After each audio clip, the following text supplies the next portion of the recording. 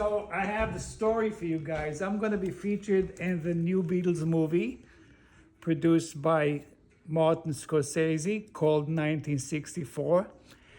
And February 8th in the morning, I was outside the Plaza Hotel, and word got out that the Beatles are going to go to rehearse at the Ed Sullivan studio. So I ran over on 53rd Street and Broadway with my silent 8mm movie camera, and lo and behold, the limo pulls up, and I'm running after the limo and taking a movie of Paul in the car. It lasted about 10 seconds, but anyway, I posted it on YouTube, and the producers traced me and found me, and I licensed the 10-second reel to Apple Records, and it's going to be in a movie. Great! Wow, very cool. And did they talk to you too, or just a little clip from your film? No, they actually interviewed me. The interview is not going to be in the movie, but my reel, my 31 seconds of my reel is going to be in the movie. It includes the 10-second clip of Paul in the limo, and also the crowd outside the Plaza Hotel and various other locations. That's great. Well, something else to look forward to. We can say we spoke to him first. Thank you, Joseph. Appreciate it. I'd like to add one more thing. I was also the first Beatles fan club president in the USA. I was featured in 16 magazine in the February issue of 1964. So I'm really... Joseph, how did you become the first president of the Beatles fan club? Okay, so it's a little...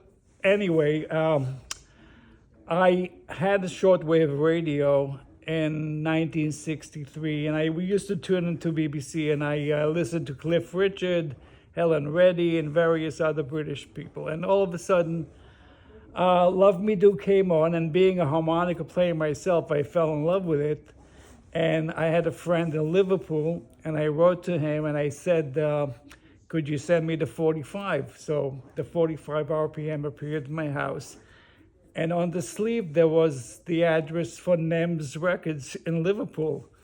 So I wrote them a letter asking them to be the first Beatles fan club president. And lo and behold, I got a letter from Brian Epstein, which I forwarded to Gloria Stavers, the editor of 16 magazine.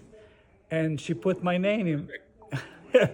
So I was actually the first one until Beatles USA Limited came later in '64, and they asked me to cease and desist.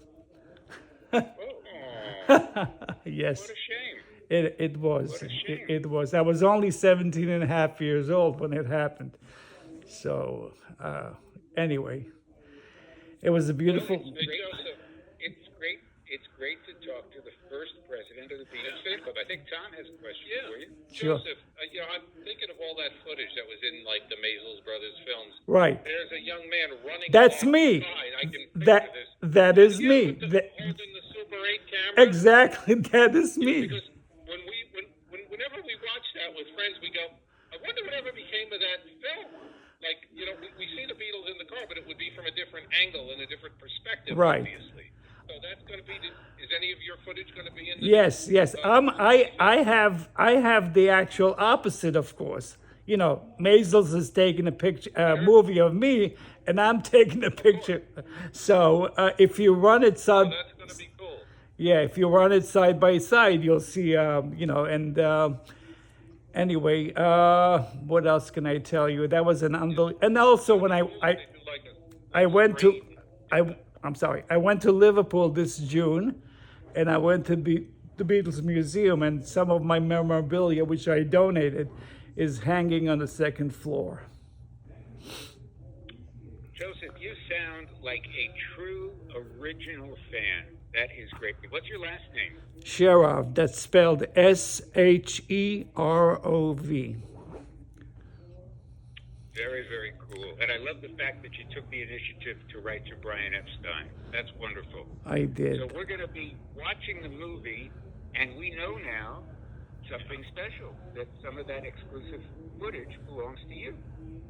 So Thank you. we'll look forward to that. Can I ask you a favor? Can you play one of my most famous Beatles songs? Oh, it cut off.